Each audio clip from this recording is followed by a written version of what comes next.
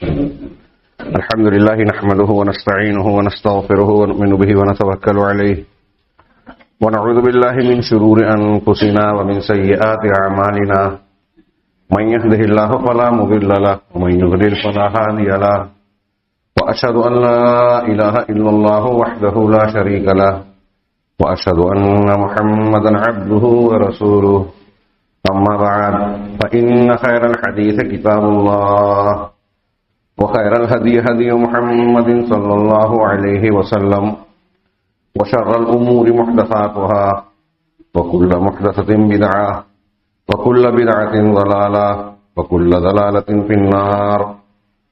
أعوذ بالله من الشيطان الرجيم. بسم الله الرحمن الرحيم. وَلَقَدْ صَدَقَكُمُ اللَّهُ وَعْدَهُ إِذْ تَحُسُّونَهُمْ بِإِذْنِهِ حَتَّى إِذَا فَشِلْتُمْ وتنازعتم في الأمر وعصيتم من بعد ما أراكم ما تحبون منكم من يريد الدنيا ومنكم من يريد الآخرة ثم صرفكم عنهم ليبتليكم ولقد عفا عنكم والله ذو فضل على المؤمنين. محترم حاضرین، غزوہ احد سے متعلق ہماری گفتگو سلسلہ وار جاری ہے. خطبہ جمعہ میں پچھلے جمعہ میں جو باتیں عرض کی گئی تھیں وہ اس غزوے کا پہلا منظر، پہلا مرحلہ تھا. میں نے جو قرآن کی آیتیں پڑھی آپ کے سامنے سورہ آل عمران سے، یہ اس غزوے سے متعلق ایک درمیانی کلام ہے رب العالمین کا. پہلا جملہ جس کا ترجمہ میں کروں تو یہ اسی پہلے منظر کا نقشہ کھینچتی ہے. اللہ نے فرمایا وَلَقَدْ صَدَقَكُمُ اللَّهُ وَعْدَهُ إِذْ تَحُسُّونَهُمْ بِإِذْنِهِ. اللہ نے تم سے اپنا وعدہ سچ کر دکھایا جب تم مشرکین کو، اپنے دشمنوں کو اللہ کے حکم اور اس کے اذن سے کاٹ رہے تھے. یہ پہلا مرحلہ تھا. آپ پورا پیچھے سے ذہن نشین رکھیے معاملات کو.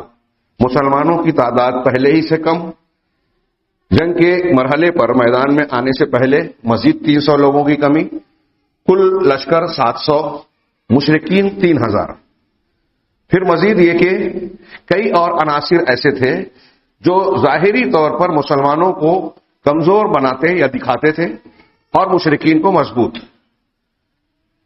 مشرکین کے ساتھ خواتین کا ہونا، 3000 کی تعداد میں ہونا، انتقام کے جذبے میں پکنا.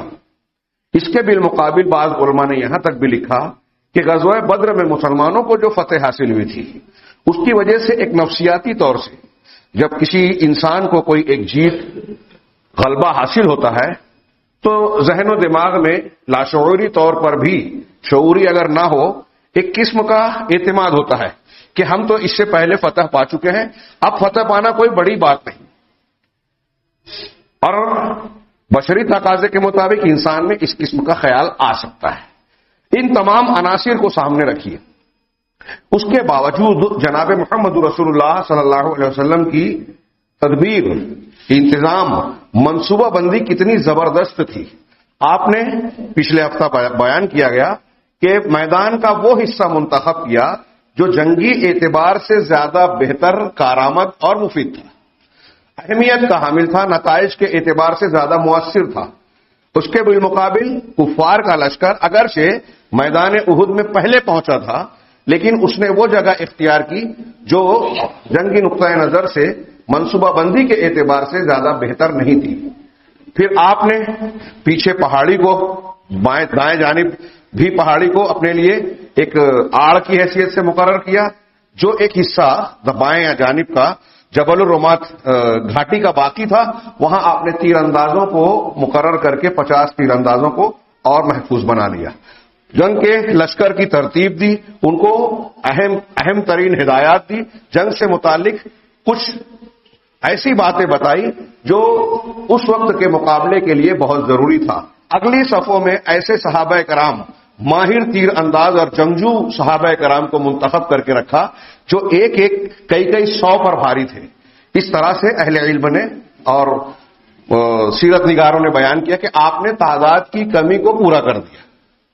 اور پھر آپ نے جو ہدایات دی، جب اس پر مسلمانوں نے عمل کیا، جنگ کا آغاز ہوا تو حیرت انگیز طور پر کچھ ہی دیر میں، گھنٹے ڈیڑھ گھنٹے کے اندر، اس سے کچھ کم و بیش میں ہم نے جو واقعات بیان کیے، بیان کرنے میں وقت لگتا ہے لیکن یہ واقعات تیزی سے ہو رہے تھے. گھنٹہ ڈیڑھ گھنٹے میں یہ منظر سامنے آیا کہ مسلمان حاوی ہو گئے، ان کی صفوں کو تتر بتر کر رہے ہیں. بعض مسلمان، جیسا کہ اس سے پہلے بیان کیا گیا، حضرت امیر حمزہ رضی اللہ تعالیٰ عنہ، ابو دجانہ رضی اللہ تعالیٰ عنہ اور دوسرے کئی صحابہ کرام مشرکین کی صفوں میں گھس کر ان کو تتر بتر کر رہے تھے. اس سے ان کے حوصلے بھی پست ہوتے گئے، ان میں افراتفری پھیلتی گئی اور دیکھتے ہی دیکھتے وہ میدان چھوڑ کر بھاگنے پر مجبور ہوئے. اس درمیان 3 مرتبہ جیسا کہ ذکر کیا گیا، خالد بن ولید رضی اللہ تعالیٰ عنہ جو اس وقت کافر تھے، ان کا مشرکین کے میمنہ میں جو تھے پیچھے سے اس گھاٹی پر حملہ کرنے کی یا اس گھاٹی سے پیچھے گھسنے کی کوشش کرتا رہا، جس پر اللہ کے نبی جناب محمد رسول اللہ صلی اللہ علیہ وسلم نے 50 تیر اندازوں کو مقرر کیا تھا، لیکن ہر بار ناکام ہوا. اب یہ نقشہ جہاں تک ہم نے پڑھا تھا، جانا تھا، سنا تھا کہ مسلمان حاوی ہو گئے، کفار میدان چھوڑ کر بھاگ رہے ہیں. اگرچہ حضرت امیر حمزہ شہید ہو چکے، بعض اور صحابہ زخمی اور شہید ہو چکے تھے، اب کفار مکہ میدان چھوڑ کر بھاگ رہے ہیں. ان کی خواتین بھی جو ہے پیسے اٹھا کر بھاگ رہی ہیں. پچھلے خطبے میں یہ چیزیں بیان کی گئی. لیکن اسی موقع پر یہ پہلا منظر جہاں بہت کم وقت میں کامیابی ملی، کامیابی کے اسباب کیا نظر آتے ہیں؟ اللہ کی رسول کی اطاعت. جس وقت صحابہ کرام نے اللہ کے رسول کی پوری فرما برداری کی، آپ کے منصوبے پر عمل کیا، آپ نے جو مشورے سے جو چیزیں طے کی تھی اور جنگی حکمت عملی کو جو اپنایا تھا، اس پر جب تک سارے لوگ کاربند تھے، چند لمحوں میں مدد ملی اور کفار کا پیر اکھڑ گیا.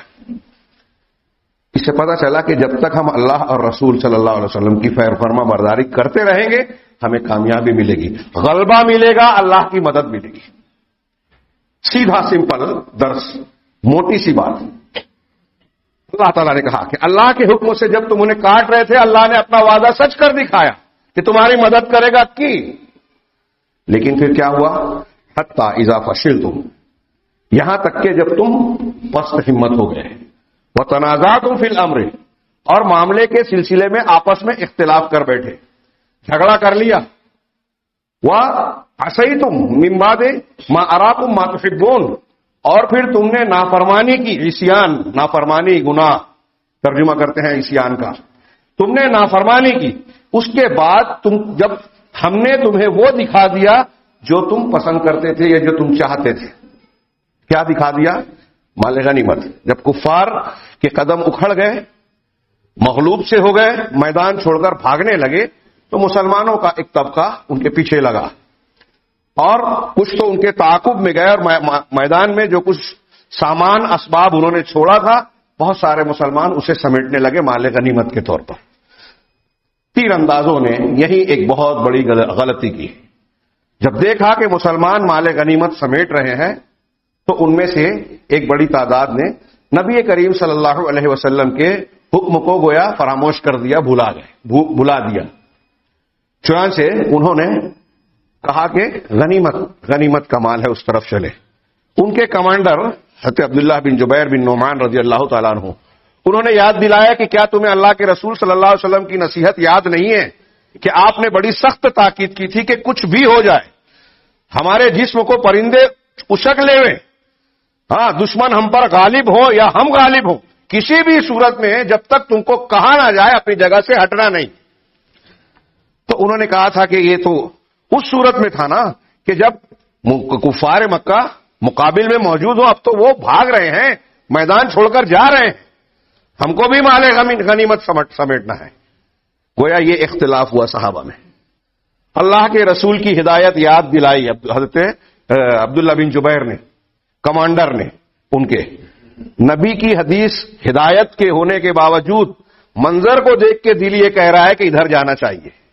آج ہمارے ہاں کتنے ایسے لوگ ہیں، ہم اور آپ، اپنے آپ کو دیکھیں، دوسروں کو چھوڑیے، کتنے مقامات پر ایسا ہمیں دکھائی دیتا ہے کہ رسول اللہ صلی اللہ علیہ وسلم کی حدیث یہ ہے، لیکن اس حدیث کو، اس سنت کو، اس طریقہ نبوی کو، تعلیم کو ہم پسے پشت ڈال دیتے ہیں. کبھی اپنی عقل کی مانتے ہیں، کبھی باپ دادا کی مانتے ہیں، کبھی رسم و رواج کو مانتے ہیں، کبھی امام بزرگ اور فلاں مفتی صاحب یہ کہتے ہیں، فلاں صاحب یہ کہتے ہیں.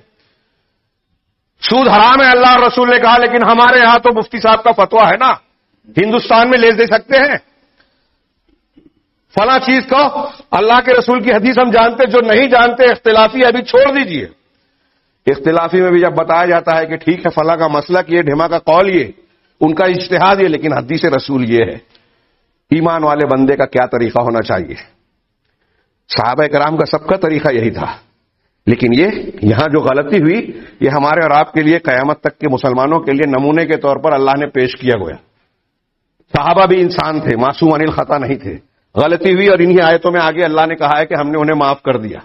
اس بنیاد پر صحابہ کو متہم نہیں کیا جا سکتا، جرم کے کٹہرے میں کھڑا نہیں کیا جا سکتا، ان کی شخصیت پر کیچڑ نہیں اچھالا جا سکتا. یہ اہل سنت والجماعت کا اتفاق ہے اور یہ قرآن نے کہا آگے. لیکن یہاں ہم کو سبق دیا گیا، اذا فشل تم، جب یہاں تک کہ جب تم نے ہمت ہار دی، وتنازعتم فی الامر، اور معاملے میں تم نے اختلاف کیا، وعصیتم، اور نافرمانی کی. یہ مسلمانوں کی پستی فتح پانے کے بعد دشمن کے ہمارے اوپر غالب ہونے کی وجہ ہے. آج بہت سارے لوگ، نوجوان خاص طور سے، احساس کمتری کے شکار ہو جاتے ہیں. اسلام اور مسلمانوں کے بارے میں بدگمانی میں مبتلا ہو جاتے ہیں کہ ہم حق پر ہیں تو پھر ایسا کیوں، غیر مسلم ناحق ہیں، ان کو کیوں ہر جگہ کامیابی ملتی ہے، دھوکہ دیتے ہیں، غلبہ حاصل کرتے ہیں، مسلمانوں پر حملے کر رہے ہیں، اللہ کے رسول کی شان میں گستاخی کر رہے ہیں، بے قصور لوگوں کو گرفتار کر رہے ہیں، مسجد کو چھین لیا، توڑ دیا، ان کے لوگ مقدمے میں جو رہا ہو جاتے ہیں، ہمارے پھنس جاتے ہیں، پھر بھی الیکشن میں جیت جاتے ہیں، پھر بھی بے ایمانی کرتے ہیں، پھر بھی ان کے حق میں فیصلے ہوتے ہیں. اس قسم کے خیالات سے کچھ لوگ بدگمانی کے شکار ہوتے ہیں. غزوہ احد میں ان کے لیے بہت بڑی نصیحت ہے، ان کے سوالوں کا، اعتراضات کا، اشکالات کا جواب ہے اس میں. یہ اللہ کی آزمائش ہے. اللہ تعالیٰ ہر طبقے کو چھوٹ دیتا ہے، نیکی بدی دونوں کے انجام مقرر کر رکھے ہیں. ایسا تو ہو ہی نہیں سکتا کہ برائی کا انجام اچھا ہو. جو ایسا سمجھتا ہے وہ بہت بڑی غلط فہمی میں ہے. یہ صرف مسلمان ہی نہیں مانتے، مذہبی اعتبار سے، روحانی اعتبار سے غیر مسلموں کے یہاں بھی یہ بات متفق علیہ ہے، تاریخی بنیاد پر مذہبی تعلیمات، کہ اچھے کا نتیجہ اچھا اور برے کا نتیجہ برا ہوتا ہے. اچھے کا انجام برا اور برے کا انجام اچھا کبھی نہیں ہوتا. یہ سب مانتے ہیں نظریاتی طور پر. لیکن جو لوگ دھوکہ دہی، چال، گناہ کا کام کرتے ہیں، ہمارے یہاں مسلمانوں میں دیکھیے، اپنے مقاصد کو حاصل کرنے کے لیے یہاں مال غنیمت کی بات ہو رہی ہے. کوئی عہدہ منصب چاہتا ہے، کوئی کریڈٹ اور نام چاہتا ہے، کوئی دنیا کی دولت چاہتا ہے، کوئی اور اس قسم کے مقاصد کے تحت دھوکہ دہی سے کام لے رہا ہے، چال بازی سے کام لے رہا ہے، دوسروں کے اوپر الزام تراشی کرتا ہے، اچھوں کو برا اور بروں کو اچھا بناتا ہے. میرا موافق ہے تو چور بھی چلے گا، میرا مخالف ہے تو دیندار عالم بھی نہیں چلے گا. یہاں اصول یہ ہے کہ قرآن حدیث کی مخالفت نہیں ہے، نافرمانی نہیں ہے. ہم روزمرہ کی زندگی میں بے اصولی کی یہ زندگی گزار رہے ہیں. اب آپ غور کیجئے کہ صحابہ کرام اور اللہ کے رسول صلی اللہ علیہ وسلم کے جانثاران، ان لوگوں سے ایک غلطی ہوئی، کتنے بھیانک، کتنے نقصان دہ نتائج سامنے آئے. اللہ تعالیٰ نے فرمایا حتی اذا فشلتم وتنازعتم فی الامر وعصیتم من بعد ما اراکم ما تحبون منکم من یرید الدنیا ومنکم من یرید الآخرہ. تم میں کچھ وہ تھے جو دنیا چاہتے تھے، مال غنیمت کی طرف لپک پڑے، محاذ کو چھوڑ دیا، گھاٹی کو چھوڑ دیا. 50 میں سے 40 صحابہ وہاں سے ہٹ گئے. انہی کی مذمت کر رہا ہے اللہ کہ اللہ کے رسول کی نافرمانی کی، کمانڈر کی بھی اور رسول کی بھی نافرمانی کی، اختلاف کیا. 10 وہ لوگ جو وہاں رکے رہے وہ آخرت کو چاہتے تھے. اللہ کے رسول نے منع کیا ہے تو اب ہم یہاں سے نہیں ہٹیں گے، یہاں اپنی ذمہ داری اور اپنا کام کرتے ہوئے موجود رہیں گے، چاہے اپنی جان اللہ کے حوالے کرتے. چنانچہ یہی ہوا. تیر اندازوں کی اس غلطی کو فوراً مقابل نے بھانپا. خالد بن ولید کا رسالہ اور ان کا دستہ جو بار بار پیچھے سے حملہ کرنے کی کوشش کر چکا تھا 3 مرتبہ اور ناکامیاب رہا تھا، اس نے دیکھا کہ اب گھاٹی خالی ہے، چند لوگ ہی وہاں موجود ہیں. چنانچہ پھر سے حضرت خالد بن ولید رضی اللہ عنہ، جیسا کہ آپ جانتے ہیں اس وقت وہ مسلمان نہیں تھے، بعد میں ہوئے اور بہترین مسلمان ہوئے، سپہ سالار لشکر اور سیف من سیوف اللہ کہے گئے، اللہ کی تلوار. پیچھے سے اپنے دستے کے ساتھ حملہ آور ہوئے اور بہت آسانی سے کم وقت میں ان 10 صحابہ کرام کو شہید کر دیا جو وہاں تعینات تھے. آپ دیکھ رہے ہیں، میں نے اس سے پہلے غالباً کہا کہ جب اجتماعی طور سے خطا ہوتی ہے، غلطی ہوتی ہے، تو وہ لوگ بھی مصیبت کا اور پریشانی کا شکار ہوتے ہیں جو صحیح ہوتے ہیں۔ پہلے 40 لوگوں نے جو محاذ چھوڑا تھا، غلطی ان کی تھی۔ جو 10 لوگ وہاں موجود تھے وہ اللہ کے رسول صلی اللہ علیہ وسلم کی حکمت پر قائم تھے، لیکن جب حملہ ہوا تو پہلے وہ 10 لوگ شہید ہوئے۔ اس کا یہ مطلب نہیں ہے کہ وہ عذاب سے دوچار ہوئے یا جو ناکامیاب رہے۔ شہادت تو اعلی مقام ہے۔ صحابہ کرام اور سچے مومن اس کی تمنا کرتے تھے، خیر، لیکن پہلے وہ شہید ہوئے جو حکم پر تھے۔ اجتماعی طور پر یہی ہوتا ہے، کچھ لوگ غلطی کرتے ہیں، یعنی کشتی میں چھید کرتے ہیں، جس کی رسول اللہ صلی اللہ علیہ وسلم نے مثال دی بخاری کی حدیث میں۔ کشتی میں سوراخ اگر ہو گیا، سماج میں برائیاں اگر عام ہو گئی، کشتی ڈوبتی ہے تو اچھے برے دونوں لوگ ڈوبتے ہیں۔ یہ الگ بات ہے کہ انجام آخرت میں ہر ایک کا ایمان اس کے اپنے عقیدے اور عمل کی بنیاد پر ہوگا۔ چنانچہ پہلے خالد بن ولید کے دستے نے ان 10 لوگوں کو شہید کیا۔ اب گھاٹی سے داخل ہو رہے ہیں، یہ مسلمان ہیں، یہ کفار ہیں، کفار بھاگ رہے ہیں اور مسلمان ان کے پیچھے جا رہے ہیں۔ اس طرف جو گھاٹی کا حصہ، اس طرف یا اس طرف جو گھاٹی کا حصہ تھا، ہاں ادھر سے جب خالد بن ولید آئے تو یہاں 10 صحابہ کو شہید کر دیا۔ اب رسول اللہ صلی اللہ علیہ وسلم اپنے کچھ صحابہ کے ساتھ جنگ کے منظر کے میدان کی نگرانی کر رہے ہیں اور مسلمان جو ہے آگے وہ کفار کی طرف بڑھ گئے۔ یہ ہوا تو حضرت خالد بن ولید کا لشکر جب پیچھے سے آئے، 10 لوگوں کو شہید کیا اور اب تیزی سے مسلمانوں کے پیچھے آ رہے ہیں۔ اس منظر کو دیکھ کر آپ غور کیجئے، نبی کریم صلی اللہ علیہ وسلم کی شخصیت کتنے نازک مرحلے میں تھی۔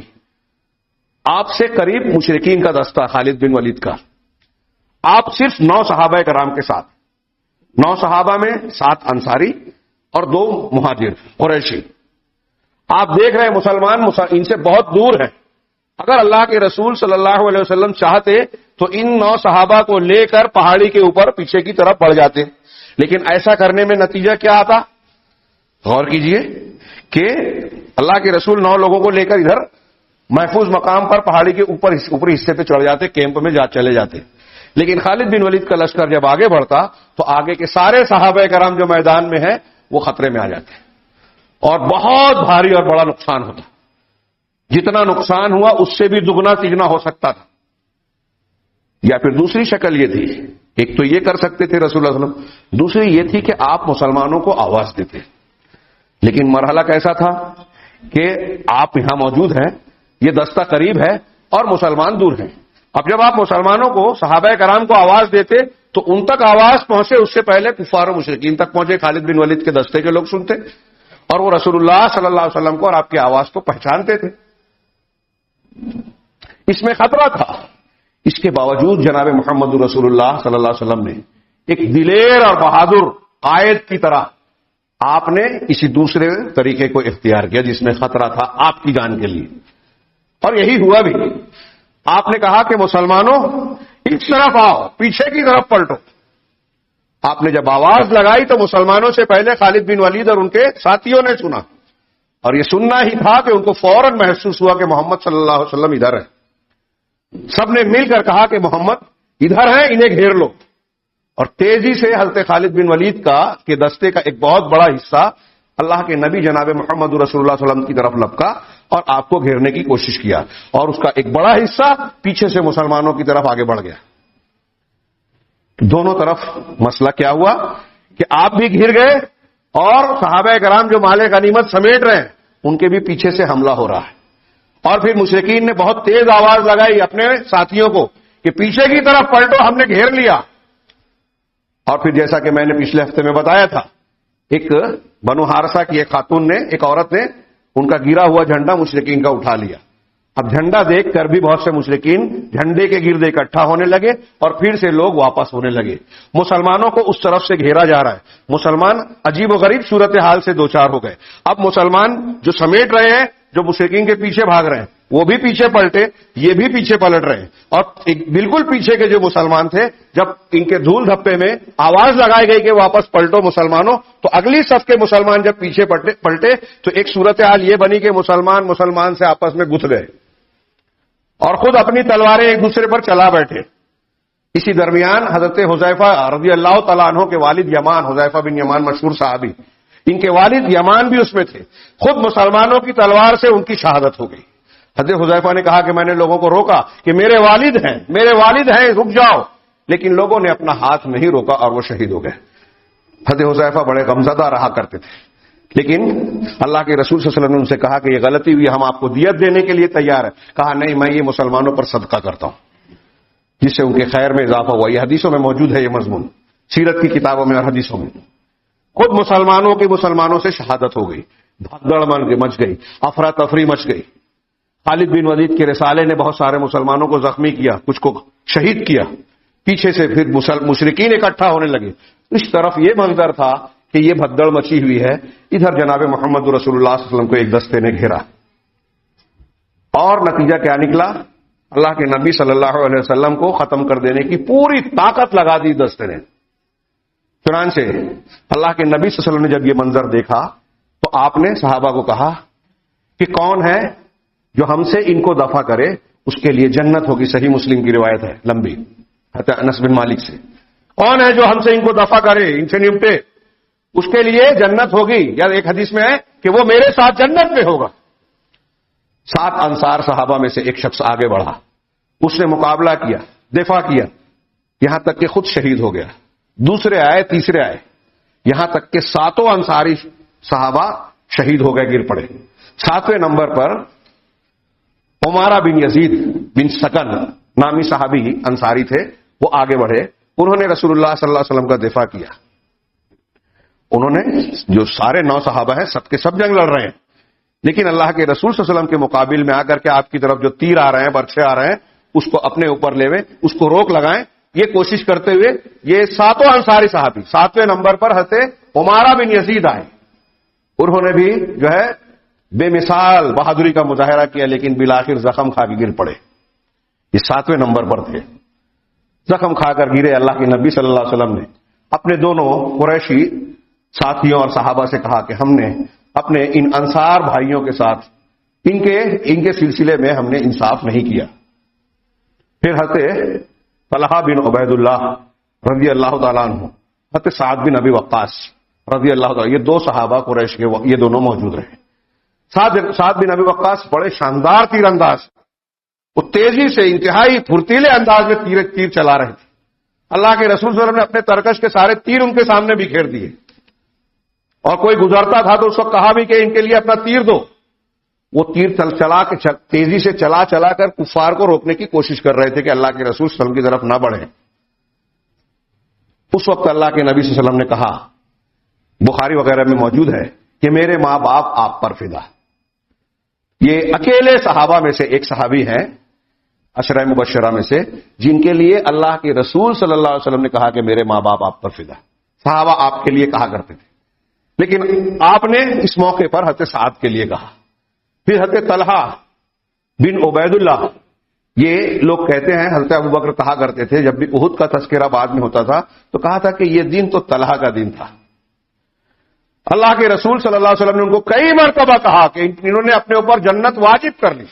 حضرت جابر وغیرہ کی مختلف الفاظ میں روایت ہے، انہوں نے بیان کیا کہ 7 انصار صحابہ کرام شہید ہو گئے۔ اس کے بعد سے طلحہ بن عبید اللہ آپ کے سامنے آ گئے، وہ تیر اور ڈھال بن کر آپ کی طرف، شپر بن کر آپ کی طرف آنے والے جو ہے حملوں کو روکنے کی کوشش کرتے تھے، اپنے ہاتھوں سے روکتے تھے۔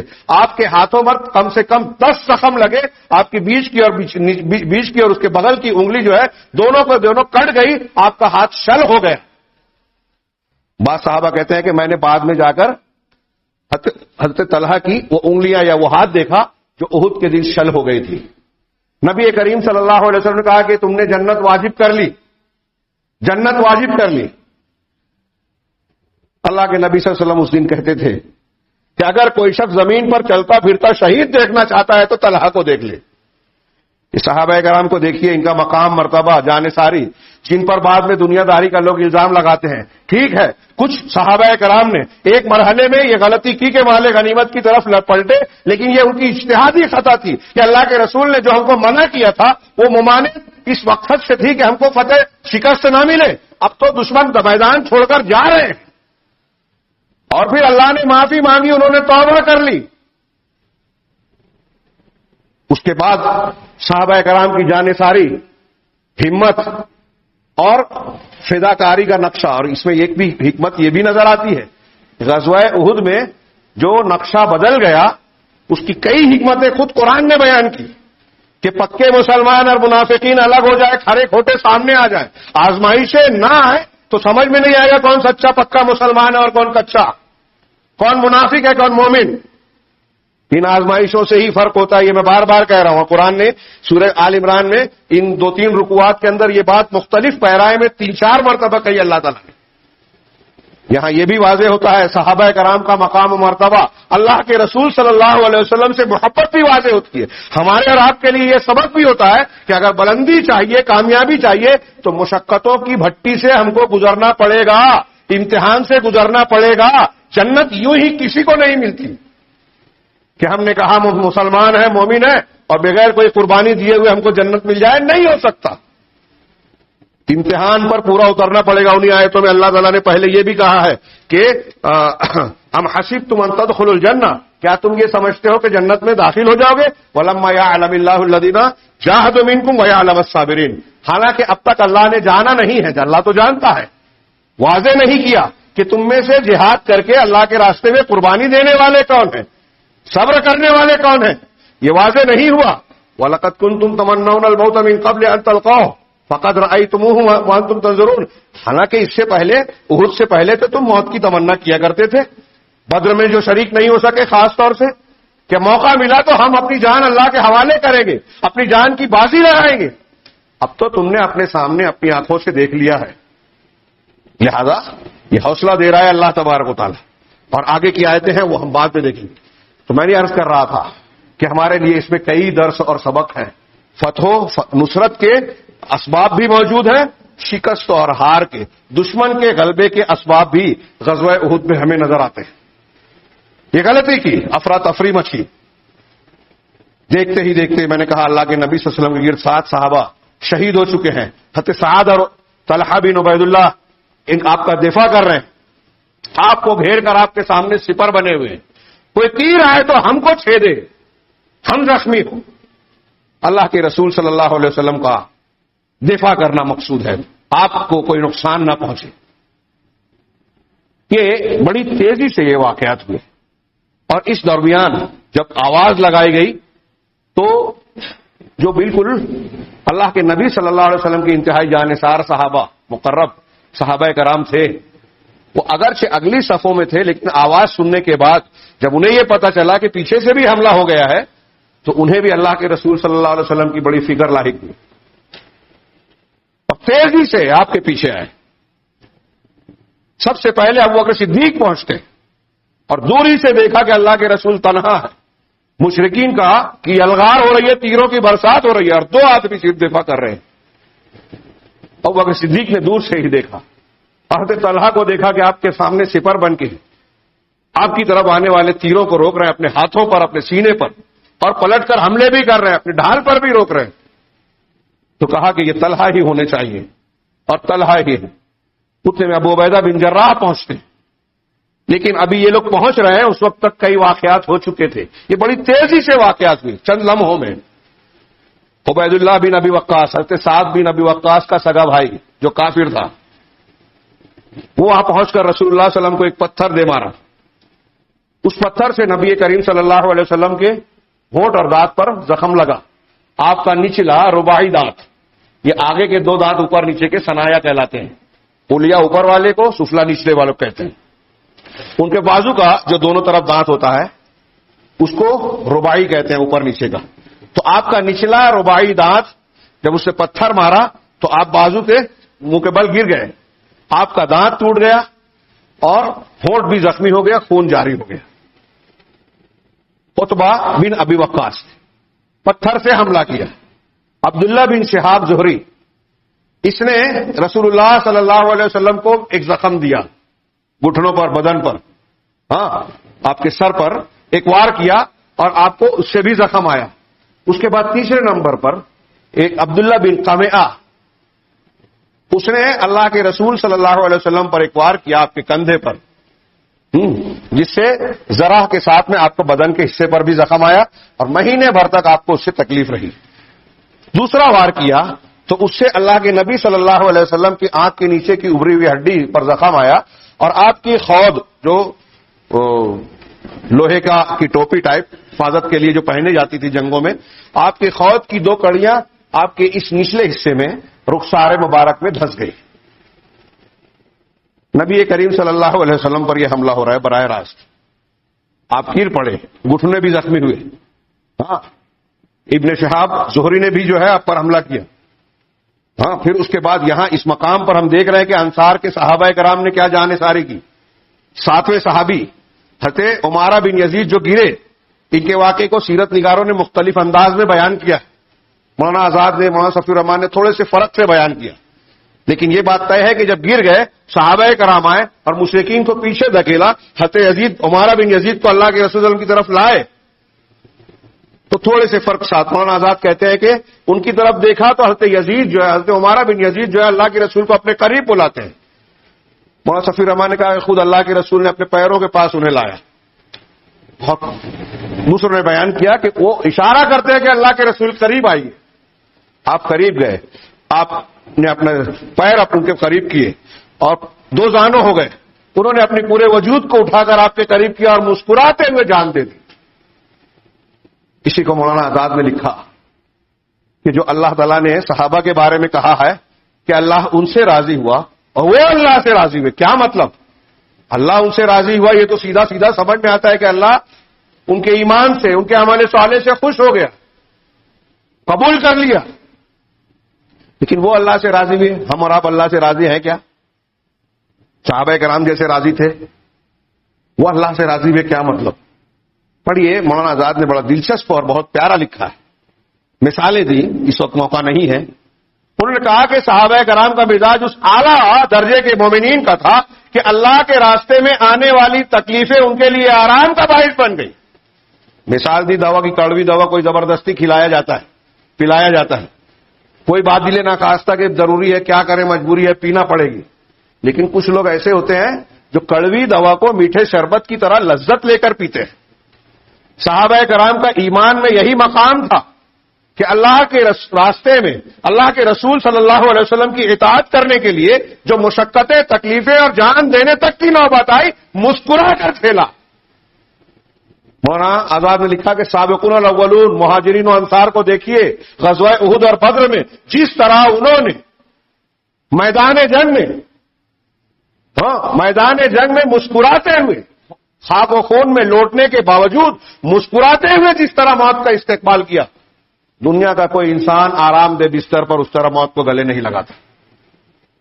اور اس میں انہوں نے یزید بن عمارہ کی بھی ایک مثال پیش کی رضی اللہ عنہ، کہ اللہ کے رسول کے زانوں پر اپنا سر رکھا، مسکرانے لگے، جان چلی گئی، روح قبض ہو گئی. وہ آرزو پوری ہو رہی ہے، موت کا استقبال مسکرا کر رہے ہیں. کوئی غم نہیں ہے کہ ہم جان دنیا سے جا رہے ہیں. کیسی عجیب شان تھی. کہا اس درمیان اللہ کے نبی صلی اللہ علیہ وسلم پر پتھر سے حملہ ہوا، تیر اور نیزہ مارا گیا.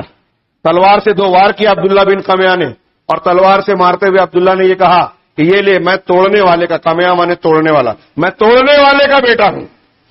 محمد یہ لے، میں توڑنے والے کا بیٹا ہوں. اللہ کے نبی صلی اللہ علیہ وسلم نے جواب دیا کہ اللہ تجھے توڑ ڈالے. اور یہ دعا اللہ نے قبول کر لی. حدیثوں میں، صحیح حدیثوں میں، فتح الباری وغیرہ نے ذکر کیا علامہ ابن حجر نے کہ یہ گھر جانے کے بعد مکہ اپنی بکریوں کو ڈھونڈنے گیا. پہاڑی پر بکریاں تھیں، وہاں پہنچا تو اللہ نے ایک بکرے کو، جنگلی بکرے کو مسلط کیا. اس نے سینگ مار مار کے پہاڑی سے نیچے اس کو گرا دیا اور توڑ دیا.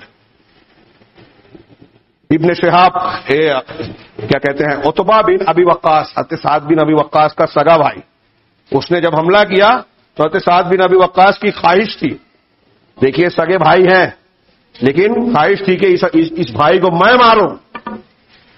اللہ اور رسول کا دشمن ہو تو ہمارا دشمن ہونا چاہیے. اب ہمارے یہاں یہ اصول تو رہا نہیں. کیا دوسرے کیا اہل حدیث، صاف دکھائی دیتا ہے بھیڑ بھاڑ ہے لوگوں کی، لیکن اصولوں کو ماننے والے نظر نہیں آتے. میرا رشتہ دار ہے، میرا دنیا کا مفاد ہے، میری مصلحت ہے، تو اصولوں کو روند کر غلط کا ساتھ دیں گے. کیسے مسلمان ہے، کیسے اہل حدیث ہے. اس معاملے میں کوئی اہل حدیث نظر ہی نہیں آتا. سعد بن ابی وقاص کہتے ہیں میری تمنا تھی کہ اپنے اس بھائی کو میں ماروں، لیکن قسمت میں حاتب ابن ابی بلتہ کے تھا. حاتب ابن ابی بلتہ نے دیکھا بعد میں کہ اس کمبخت نے اللہ کے رسول صلی اللہ علیہ وسلم کو زخمی کیا ہے، اس کا پیچھا کیا، تعاقب کیا. اس وقت تک نہیں لوٹے جب تک اس کو مار نہیں لیا اور اس کے سامان اور تلوار کو اپنے ہاتھ میں لے کر واپس لوٹے. حاتب ابن ابی بلتہ جن کا بدر کے سلسلے میں ہم واقعہ سن چکے ہیں، جنہوں نے خط بھیجا تھا بعد میں. اللہ کے رسول سے ایسی محبت تھی. نبی کریم صلی اللہ علیہ وسلم زخمی حالت میں ہیں، اب صحابہ کرام آپ کے پاس پہنچ رہے ہیں، خوف کی کڑیاں آپ کے رخسار مبارک میں دھسی ہوئی ہیں. ایسے میں ایک معاملہ اور بھی ہوا. آپ اپنے چہرے کا خون آپ پوچھتے جاتے تھے، صحیح بخاری کی حدیث ہے. خون پوچھتے جا رہے تھے اور پہلے آپ نے کہا کیفا یفلح قوم شجوا نبیہم، وہ قوم کیسے فلاح پا سکتی ہے جس نے اپنے نبی کو زخمی کر دیا. طبرانی کی روایتوں میں کہ آپ نے بد دعا بھی دی کہ اللہ تو انہیں پکڑ لے، ان کو محروم کر دے ہدایت سے یا کسی چیز اچھائیوں سے، فلاح اور کامیابی سے. جنہوں نے اپنے نبی کو زخمی کیا، یہ قوم جس نے اپنے نبی کو زخمی کیا، اس کے چہرے کو خونالود کیا، اس کا دانت توڑ دیا، وہ کیسے فلاح پا سکتی ہے جبکہ یہ نبی ان لوگوں کو ہدایت کی طرف دعوت دے رہا ہے. یہ آپ کے الفاظ کے الگ الگ روایتوں کے الفاظ ہیں. اس وقت قرآن کی آیت نازل ہوئی. اللہ تبارک و تعالیٰ نے ارشاد فرمایا لیس لک من الامر شیء او یتوب علیہم او یعذبہم فانہم ظالمون. سورہ آل عمران کی توحید کی بھی دلیل ہے. یہ دماغ کھول دینے والی. نبی کریم صلی اللہ علیہ وسلم سید المرسلین، رحمت للعالمین، شافع المذنبین، آپ کے تمام تر مقامات کے باوجود اللہ تعالیٰ کیا کہہ رہا ہے آپ سے خطاب کر کے. یہ جو صوفیوں قبوریوں کے یہاں بزرگوں کی پرستش ہوتی ہے وہ غور سے سنیں. اللہ تعالیٰ اپنے پیغمبر سے کہہ رہا ہے لیس لک من الامر شیء، اے رسول معاملے میں آپ کا کوئی اختیار نہیں ہے. او یتوب علیہم او یعذبہم، یہ اللہ کا کام ہے، چاہے تو ان کو توبہ کی توفیق دے، چاہے ان کو عذاب دے. فانہم ظالمون، کیونکہ یہ ظالم تو ہیں ہی، اللہ چاہے گا تو عذاب دے گا اور اللہ چاہے تو انہیں توبہ کی توفیق دے گا. آپ کا اس میں اختیار نہیں ہے. کس سے کہا جا رہا ہے؟ سید المرسلین، خاتم النبیین، خلیل الرحمان، کلیم اللہ، سب سے اعلی انسان سے، اللہ کے سب سے مقرب بندے سے، جناب محمد رسول اللہ صلی اللہ علیہ وسلم سے کہا جا رہا ہے. یہ ایک آیت سمجھ لینا دنیا میں لوگ تو یہ جو شخصیات کو، قبروں کو، بزرگوں کو، مشائخ کو، فلاں اور فلاں کو پوجتے ہیں وہ توبہ کر لے کہ جب نبی کو کہا جا رہا ہے، پیغمبر خاتم النبیین کو کہ آپ کا اختیار نہیں ہے، تو پھر آپ سے کم درجے والے کسی شخص کا کوئی اختیار ہو سکتا ہے؟ تصور کیجئے، بالکل قرآن کی صاف صاف تعلیم ہے، قرآن کا فرمان ہے، کوئی ادھر ادھر کی روایت نہیں ہے، رب العالمین کا کلام ہے. کیا یہ رسول اللہ صلی اللہ علیہ وسلم کی شان میں گستاخی ہے؟ نہیں. اللہ کی خصوصیات اور صفات اللہ کے ساتھ رسول اللہ صلی اللہ علیہ وسلم تمام تر مقام و مرتبے کے باوجود اللہ کی خصوصیات میں شریک نہیں ہے. اللہ کے اختیارات آپ کو نہیں ملے، آپ کا معاملے میں حق نہیں ہے. آپ یہ نہیں کہہ سکتے کہ یہ کام فلاں نہیں پا سکتی. غور کیجئے، منظر دیکھیے، حملہ ہو رہا ہے. یہ کفار مکہ، بہت سارے کافر دنیا میں ہیں، اس وقت بھی تھے، لیکن ہر کافر کفر میں ایک جیسا بھی نہیں تھا. ان کفار نے نہ صرف کفر کیا تھا جو اللہ کے رسول صلی اللہ علیہ وسلم کے مقابلے پر آئے ہیں، بلکہ مسلمانوں کو اور اسلام کو ختم کرنے کی جان توڑ کوشش کی، انتقام لینے کی کوشش کی، آپ کو زخمی کیا، صحابہ کو شہید کیا. ان کی کفر کے ساتھ ساتھ ان کے اور بھی کئی گناہ تھے. ان کے حق میں آپ بد دعا دے رہے ہیں تو آپ کو منع کیا جا رہا ہے. آپ کا حق نہیں ہے، آپ کا اختیار نہیں ہے، یہ اللہ کا کام ہے. وہ چاہے تو توبہ کی توفیق دے، وہ چاہے تو عذاب میں مبتلا کرے. اور سوچئے یہاں جن لوگوں نے حملہ کیا تھا کون ہے؟ اس میں خالد بن ولید ہے، اس میں اکرمہ بن ابی جہل ہے، اس میں ابو سفیان ہے جو پورے لشکر کے کفار کے سردار تھے. یہ تین نام میں نے لیا. حارث بن ہشام ہے جن کو آپ نے بد دعا بھی دی تھی بعد میں. اللہ تعالیٰ نے منع کیا اس آیت کے ذریعے سے نام لے کر بد دعا دینے سے. یہ سارے لوگ بعد میں مسلمان ہوئے اور بہترین مسلمان ہوئے، اسلام کے لیے جان نچھاور کر دینے والے۔ خالد بن ولید کو آپ جانتے ہیں، اللہ کی تلوار، بڑی جنگوں میں شریک ہوئے، شہادت کی تمنا تھی لیکن بستر پر وفات ہوئی۔ بڑی حکمتیں لوگ بیان کرتے ہیں کہ جب اللہ کی تلوار کہا گیا تو اب کسی کا بس نہیں تھا کہ اس تلوار کو توڑے۔ اکرمہ بن ابو جہل یرموک میں موت پر بیعت کر کے جاتے ہیں 400 صحابہ کے ساتھ، اور انتہائی کم تعداد میں اپنے سے کئی گنا زیادہ مشرکین کے صفوں کو تتر بتر کرتے ہیں، اور وہیں بعد میں حضرت خالد بن ولید کے ہاتھوں میں ان کی گود میں شہید ہوتے ہیں۔ یہ اس وقت کافروں میں سے ہے۔ یہاں غور کیجئے اس آیت کے پس منظر میں کہ ایک غزوہ احد کے تناظر میں صرف ایک آیت کو ہم نے سمجھ لیا نا تو بہت بڑی ہدایت ہم کو مل گئی، جس سے آج اچھے اچھے لوگ محروم ہیں کہ آپ کا معاملے میں اختیار نہیں ہے۔ یہ توحید کی دلیل ہے، میں عرض کر رہا ہوں۔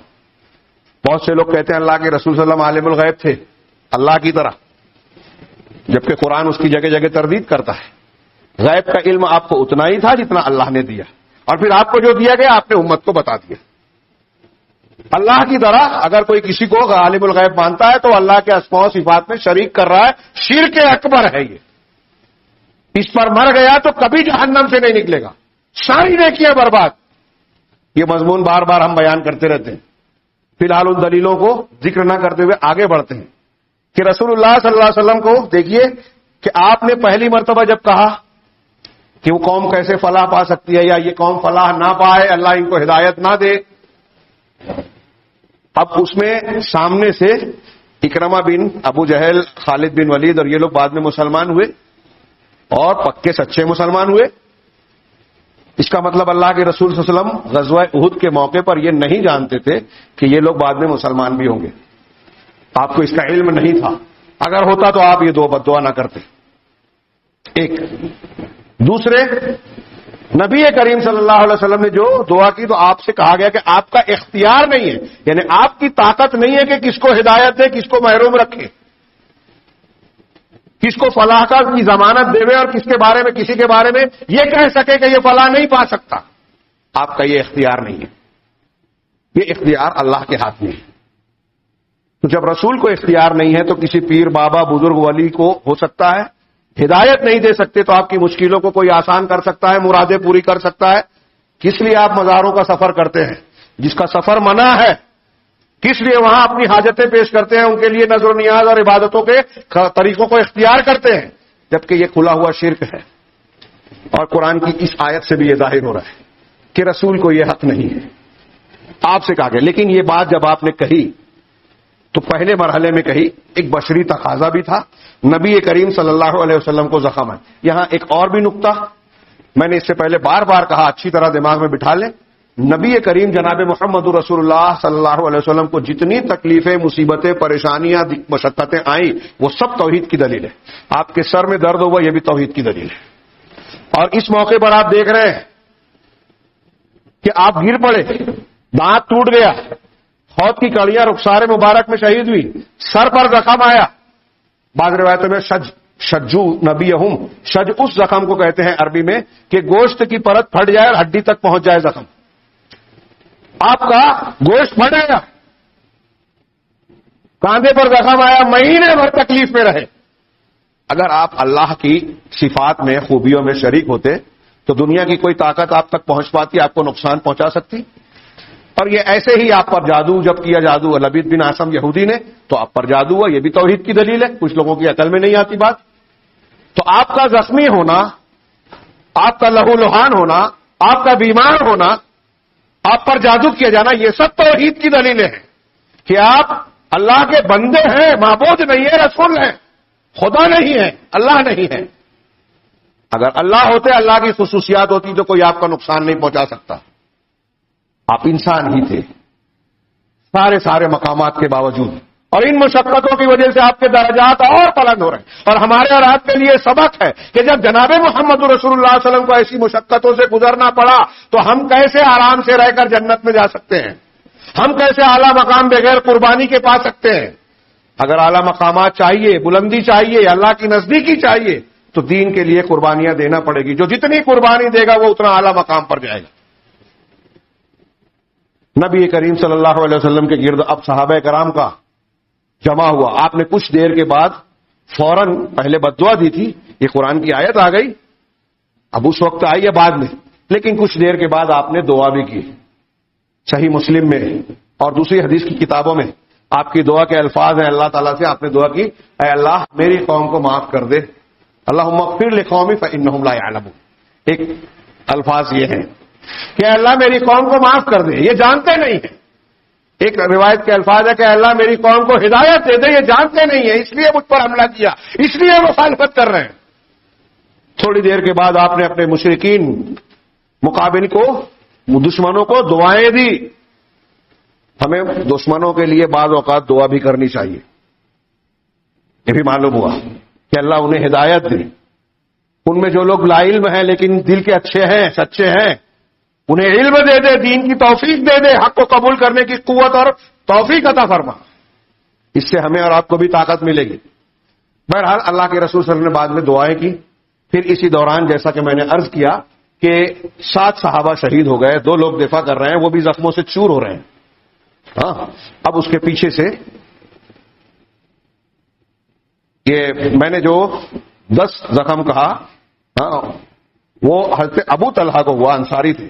یہ طلحہ بن عبید اللہ ہے. غالباً ان کو 39 روایت میں الرحیق المختوم میں مذکور ہے 39 یا 35 سے زیادہ زخم ہے. اب اللہ کے نبی صلی اللہ علیہ وسلم کے پاس حضرت ابو عبیدہ اور حضرت ابوبکر صدیق سب سے پہلے پہنچتے ہیں. پیچھے سے اور بھی صحابہ, حضرت عمر بن خطاب, حضرت علی, مالک ابن سنان, حضرت ابو سعید خدری کے والد ابو دجانہ رضی اللہ تعالیٰ عنہ, ایک صحابیہ ام عمارہ نصیبہ بنت کعب بنت کیا ہے مازن نام بھول رہا ہوں, حضرت نصیبہ ام عمارہ, یہ بھی پہنچتی ہیں. اللہ کے رسول سے دفاع کر کے بے جگری سے کفار سے لڑائی کرتی ہیں. کئی صحابیات نے مقابلے میں حصہ لیا. جب آپ کے پاس حضرت ابوبکر صدیق اور ابو عبیدہ بن جراح پہنچے تو آپ خون پہنچ رہے تھے. خوف کی کڑیاں آپ کے رخسار میں گڑی ہوئی تھی. ابوبکر صدیق نے چاہا کہ آپ کو نکال دیں. حضرت ابو عبیدہ نے کہا کہ میں اللہ کا واسطہ دیتا ہوں کہ آپ رک جائیں. حضرت ابو عبیدہ نے اپنے دانتوں سے اللہ کے رسول صلی اللہ علیہ وسلم کے چہرے سے وہ کڑیاں آہستہ آہستہ نکالنے کی کوشش کی تاکہ آپ کو تکلیف کم سے کم ہو. پہلی کڑی نکال لی لیکن آپ کا ایک دانت ٹوٹ گیا. حضرت ابو عبیدہ کا کڑی نکالنے میں خود کا دانت ٹوٹ گیا. دوسری کڑی نکالنے لگے, پھر ابوبکر صدیق نے نکالنا چاہا, آپ نے پھر کہا اللہ کا واسطہ آپ رک جائیے. حضرت ابو عبیدہ بن جراح امین الامہ, دیکھیے اصل ان لوگوں کے مقام اور مرتبے یوں ہی نہیں دیے اللہ نے, ان کا مقام اسی وجہ سے تھا. اللہ اور رسول کے حکم پر جان دینے والے ابو عبیدہ بن جراح نے دوسری کڑی بھی نکالی. اور پھر اس کے بعد صحابہ کرام جو پہنچے تھے اللہ کے رسول صلی اللہ علیہ وسلم کے گرد گھیرا ڈال لیتے, گھیرا ڈال کے آپ کا دفاع کرتے ہیں. اسی درمیان ابو طلحہ کا بھی معاملہ تھا جو تیر چلانے میں بڑے ماہر تھے. ابو طلحہ, ایک طلحہ بن عبید اللہ ہیں, یہ ابو طلحہ حضرت انس کے والد, انہوں نے تیر پہ تیر چلانا شروع کیا. کئی کمان ان کے ہاتھوں سے ٹوٹے, سپر ٹوٹے. اللہ کے رسول صلی اللہ علیہ وسلم ان کے پیچھے سے جھانکنے کی کوشش کرتے تو وہ کہتے کہ اللہ کے رسول آپ نہ جھانکیے, کہیں آپ کو کوئی نقصان نہ پہنچ جائے. لیکن کفار کا ادھر گھیراؤ اور دباؤ بڑھتا گیا اور مسلمانوں پہ حملہ شدید سے شدید ہوتا گیا. وقت پھر سے زیادہ ہو گیا, کافی تاخیر ہو جاتی ہے. میں اگرچہ بہت مضمون بہت ہی ادھورا ہے اور غزوے کا یہ حصہ ہمارے لیے بڑا سبق آموز ہے. صحابہ کرام کے کا انتہائی ایمان افروز واقعات ہیں, لیکن انشاءاللہ ہم آئندہ ہفتوں میں اس کی تفصیل جانیں گے اور تفصیلات کے ساتھ ساتھ اس کے لیے ہماری زندگی میں موجودہ حالات پہ جو ہمارے لیے دروس اور عبرت کے سامان ہے اس کو بھی جاننے کی کوشش کریں گے. اللہ تبارک تعالیٰ سے دعا ہے کہ وہ ہمیں صحیح علم صحیح ہدایت سے نوازے اور اس پر عمل کی توفیق بھی عطا فرمائے. وآخر دعوانا الحمدللہ رب العالمین. بارک اللہ لنا ولکم فی القرآن المجید ونفعنا وإیاکم بالآیات والذکر الحکیم انہ تعالی جواد کریم.